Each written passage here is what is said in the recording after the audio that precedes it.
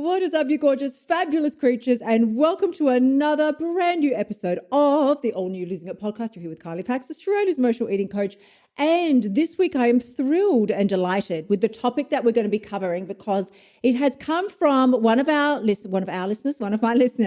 Cheryl from WA, who has written in, and it is also a topic that comes up frequently in my coaching with one-on-one clients, and it's relating to streaks of quote unquote being good.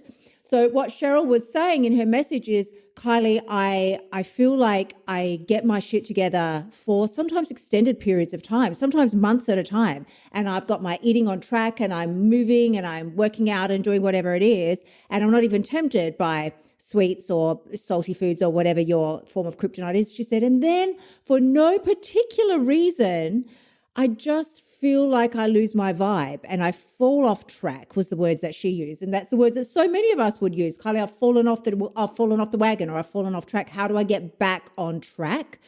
And so this even came up in the week just gone with a private client. And she said, very similar. She said, I've been doing so well and everything's been going so great. And then suddenly I just feel off. It's not that I'm binging or doing anything particularly, bad, quote unquote bad, but it's just that I just don't really care. I can't muster up the energy to keep doing what I was previously doing that was getting me results. Now, before we dive into this, as always, I'm going to remind you, if you haven't yet, you know what to do. Head on over to kyliepax.com/free course because the free course that I've got there for you is a 4-part free video series. I really, really, really wanted to get it into 3 parts because I just feel like that's such a great number and it's really easy to digest. But because I give you so much value in this free course, it is basically better than any fucking paid course that you would previously have paid for along the genres of weight loss and emotional eating. It's better than that. And I'm giving it to you for free at kyliepax.com/free course because I wanted to give you everything that I possibly could and everything that I know, plus everything you need to actually be successful in your weight loss journey and, break up with emotional eating, lose weight for life. So I had this conversation with a private client. Cheryl wrote in and I thought, well, Kylie, this is a sign. One must bring this up in the topic this week for the podcast. But what I actually said to my private client in the week just passed when she said the exact same thing to me, she said, everything was going really great. But in the week between our calls, it's just this past week, she said, I don't know, it's just nothing bad has happened, but also nothing great has happened. I just don't really feel the same vibe, the same energy, the same excitement, or the same care factor really to do what I was doing previously. Now, she's lost weight. We've been working together for 4 weeks.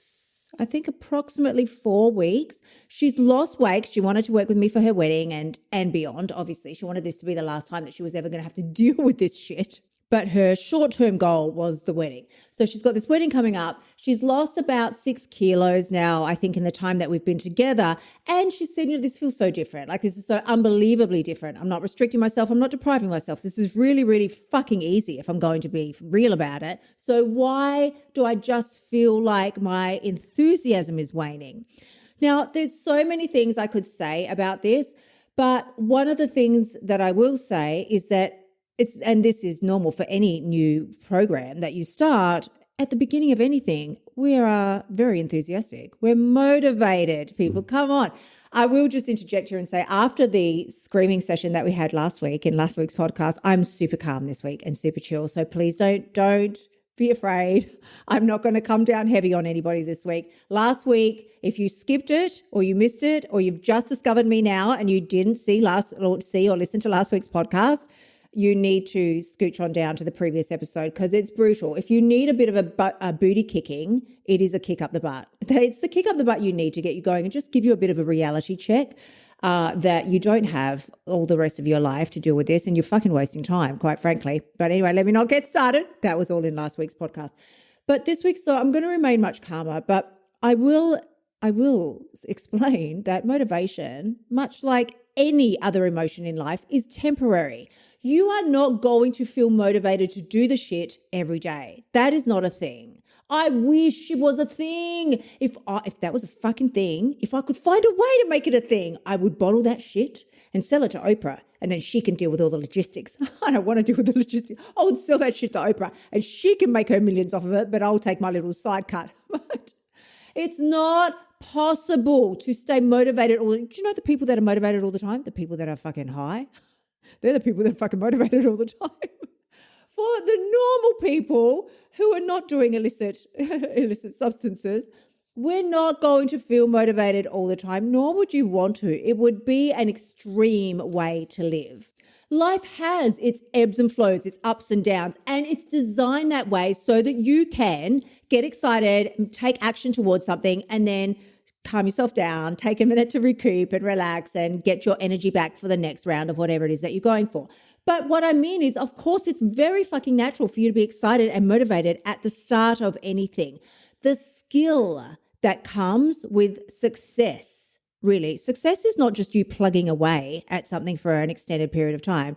Success is a skill. And there are certain attributes that you need to, I would say, hone and really sharpen in order to see the success that you want. And one of them is knowing and understanding full well that, in fact, you should just fucking expect your motivation to die off, usually relatively quickly. I would say in any normal circumstance, probably around week 2. Normally around week 2. If you can keep it going to week 3 or 4, you're a bit of a champion, I would have to say. But normally motivation in these sort of relations would start to wane at about week 2.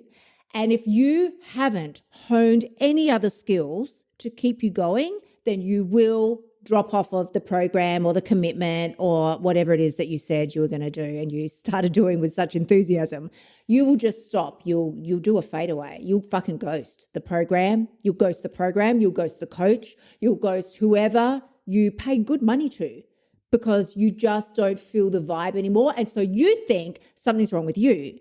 Nothing is wrong with you. It's perfectly fucking normal to have that experience. So if you can expect it, now you can pre-plan for it. Instead of being surprised and going, oh, what's wrong with me? Why don't I feel the vibe? Why don't I feel excitement? Because you're not supposed to. It's not supposed to be like that.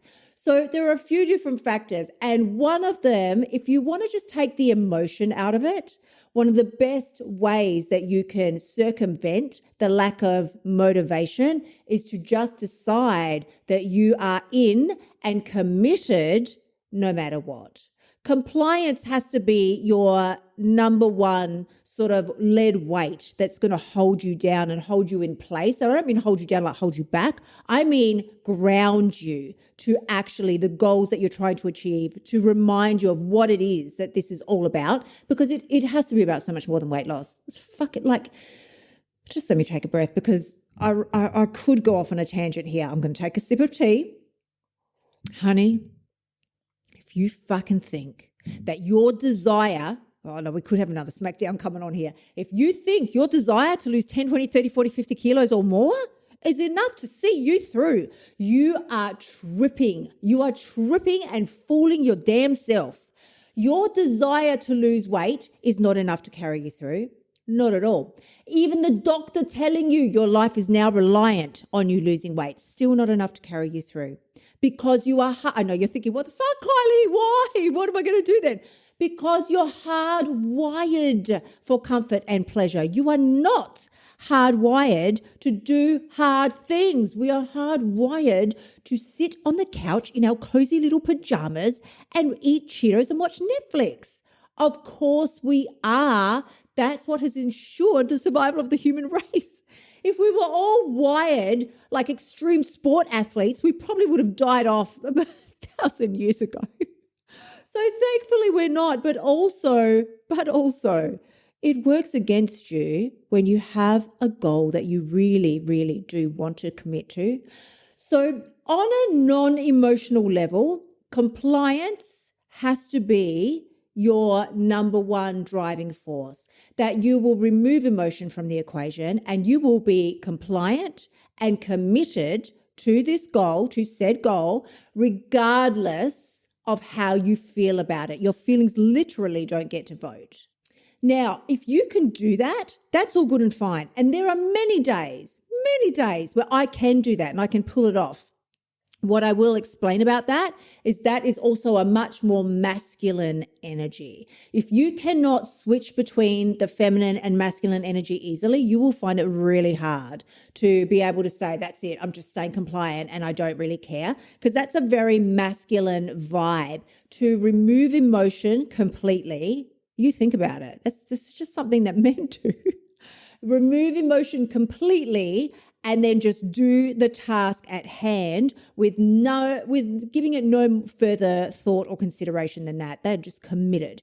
Now, with that being said, I will say, when I say that's more of a masculine thing, well, it is more of a masculine energy, but also the men generally in a traditional male-female relationship, the men generally do not have the kids clawing at their legs. They usually don't have the kids waking them up at night. They usually don't have, well, no, they definitely don't have the period, the hormonal fluctuations. Like, they don't deal with that shit. So for them to be able to put their emotional blinders on and just move forward regardless in a circumstance or a situation, it's very fucking easy. Well, it's a hell of a lot easier than it is for us, let's just say.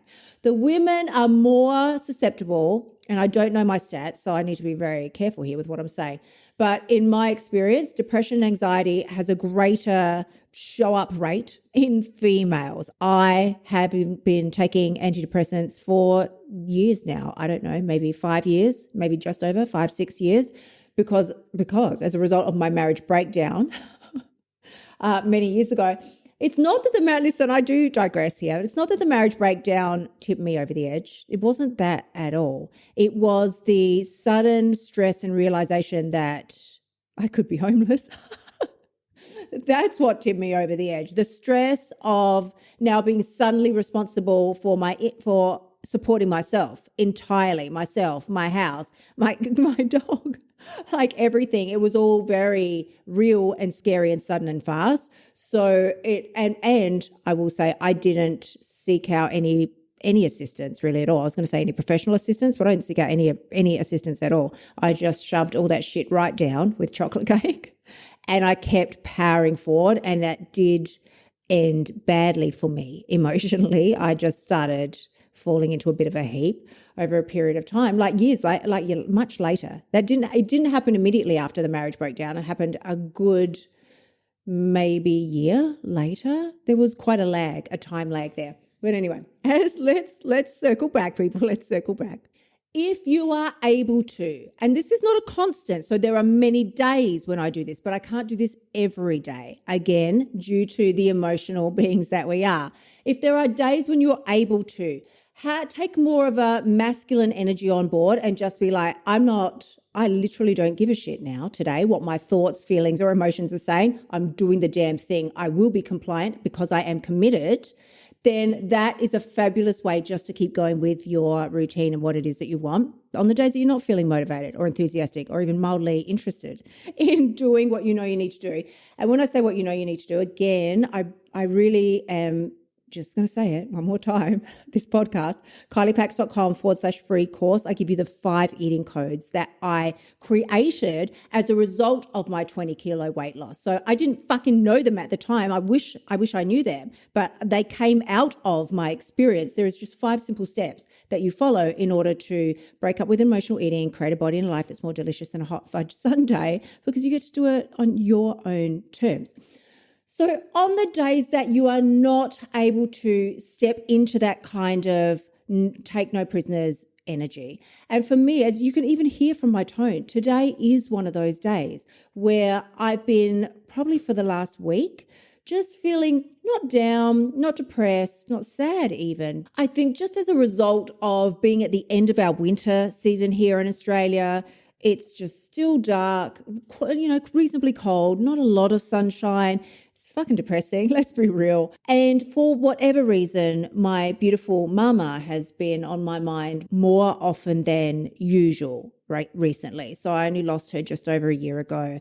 And again, you can tell from the way I talk about things, like the way I dealt with the marriage breakdown and so forth, I don't deal with these things. I shut them out. That is my form of dealing. And I'm not saying there's no right or wrong. Nobody needs to go to a therapist. You go if that works for you.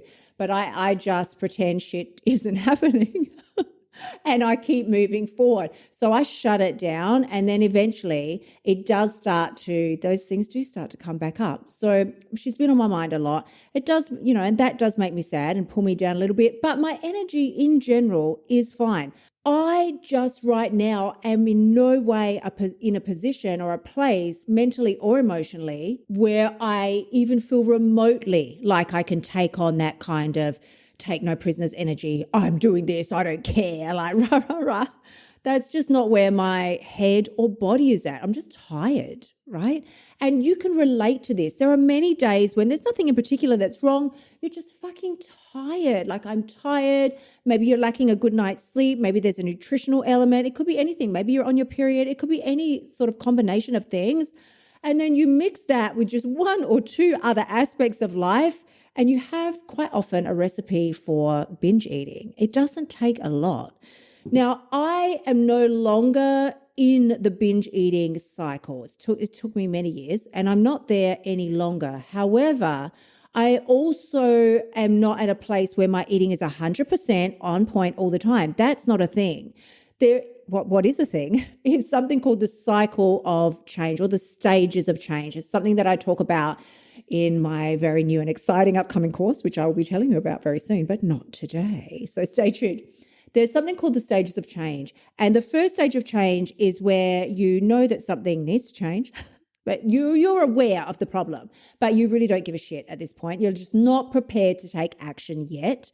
And or if you do take action, it's very minimal. So usually you'll try about 20% of the time. You might make some kind of, tokenary effort, but 80% of the time you're just still living your own life as you always have. The second stage of change is where you start to gain a little bit of momentum, and you are now doing what you know is the right thing for you to be able to do in order to reach your goals. You're doing that 40% of the time. 60% of the time, you're not really getting your eating on point.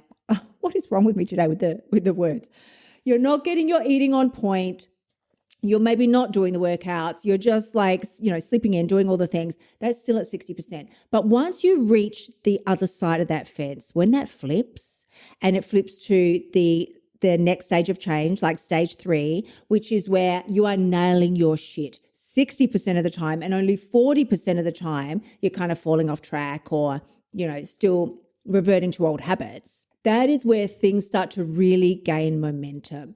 Now, the fourth stage of change is the one that people don't like to hear, and they don't want to know about it, because that's where 80% of the time, 80%, you've got your shit together. You're doing the workouts, you're doing all the things, and only 20% of the time you're kind of eating off plan or doing things that don't align with your long-term goals, only 20% of the time.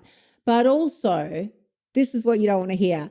This final stage of change, and let's just all note, there's no stage of change where it's 100% you perfection. There's no final stage of change where you're perfect. That's not a thing.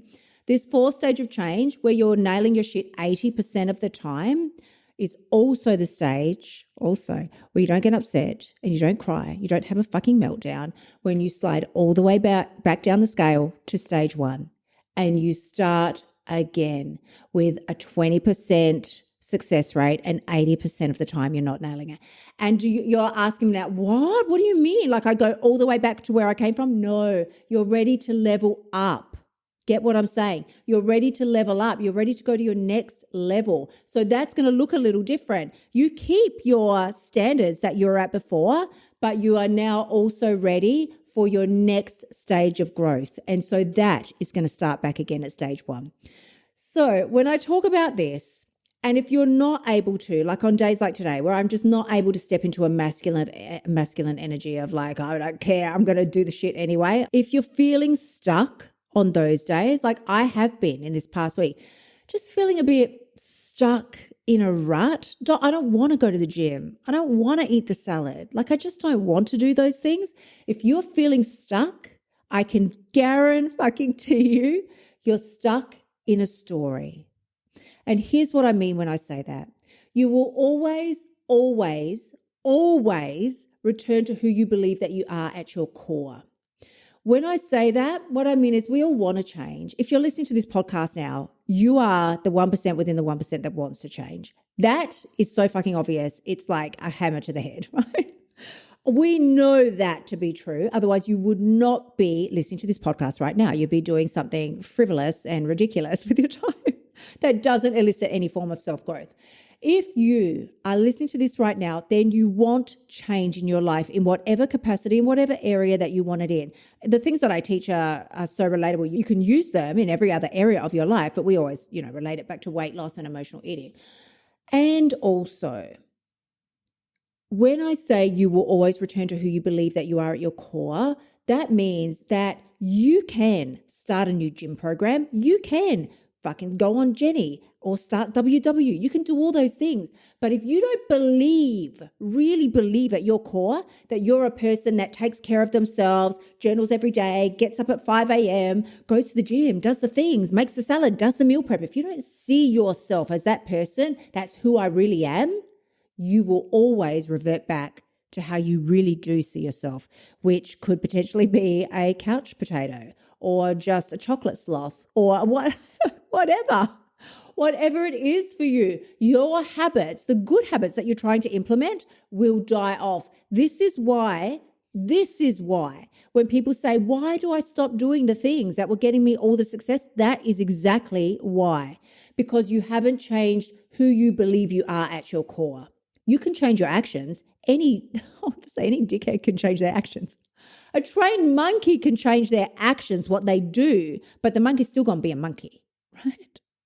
You can change what you do, but if you don't change who you believe you are and start seeing yourself now as a strong, powerful, independent woman who does do her meal prep or whatever it is that you're wanting to implement, right? I don't give a shit about meal prep. I don't do meal prep. I fucking hate it.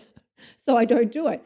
But if you don't see yourself as the woman that journals every day, makes her meal plans, does her thing, schedules in her yoga several times a week, does the facials every day, whatever, right? If you don't see yourself truly and know that that's who you are, you will always let those habits slide away in favor of the habits that do align with who you believe you are. So if you want to change, the first step to changing that is changing your damn story. Like if somebody said, can you describe yourself to me? I'd be like, well, I don't know. I'm 50 years old. Am I? I think I'm 52. Better wrap my head around that. Well, I'm a female. I'm 52 years old. I enjoy chocolate. I do enjoy the occasional meal out. I love watching Netflix. I love fashion. I like makeup. I like pretty things. I love interior decor. What you will notice here is that I never once said, and I love working out and I really get a high vibe from moving my body every day and doing meal prep and making salad. None of that shit came up when I described who I was because I still don't see myself as that person. I'm working on it, but I still don't see myself as that person. So is it any wonder when over the past week I've sort of let some of those habits drop off and I feel just like a bit more of a couch potato? Like, is it any wonder? No, because it's still who I see myself to be. Okay, now a lot of this I do go through in my free course, but I will start by saying you need to, or you don't need to, you get to create a new identity for yourself. Who would you love to be? What kind of a person would you love to be in your life? I don't mean who would you love to be? Like I want to be Beyonce. No.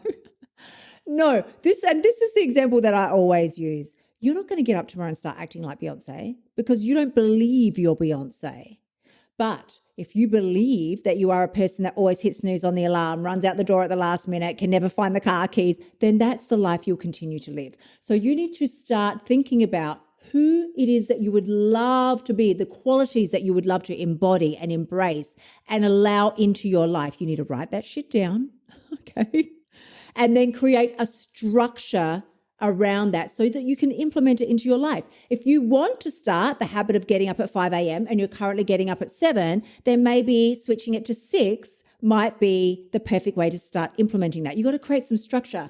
How are you going to do it? What is it that you're going to do? How much of it are you going to do? When are you going to do it? You need to actually create the plan. And then once you've created that plan, then you need to create the discipline within yourself to stick to the new structure that you have created or written down. So what actions are you going to take? And what standards are you going to hold yourself to? You need particular standards that are going to guide your daily decisions. If you don't have them and get very clear on them, and a lot of this I share in the free course, but if you don't do that, then you will revert back to what you habitually know, which is, I'll just brush it off until tomorrow. Or I'll tell myself this is the last time I'll ever eat this. And then I'll eat this now and I'll get it out the house and then it will be gone. It won't be there to interfere with my plan tomorrow. All of that is bullshit programming that you are still carrying forward with you. And it is not conducive or conductive to where you want to go. So you can let that go now when you start to create some new identities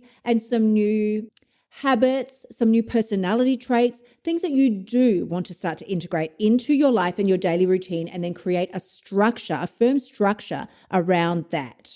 So my loves, with that, I will say, if you have any questions that you would like answered on upcoming episodes, just DM me on Insta, or you can send an email to the team. I will pop the link in the show notes. As always, please do remember the only person who has the power to change your life is you.